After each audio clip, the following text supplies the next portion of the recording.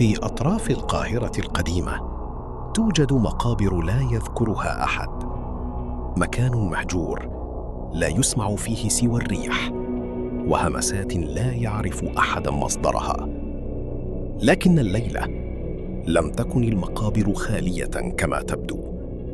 اسمي حسن، والدي كان حارس هذه المدافن لسنوات طويلة منذ موته، وأنا أرى نفس الحلم كل ليلة.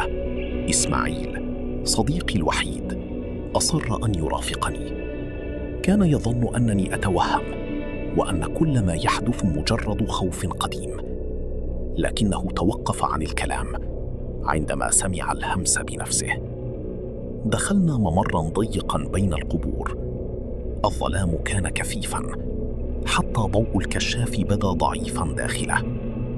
ثم رأيتها أمامي، شاهدة قبر مكسورة محفور عليها رقم 17. تراجعت خطوة دون وعي. هذا هو الرقم الذي كان أبي يمنعني حتى من نطقه. المقبرة 17. وقف الباب الحديدي أمام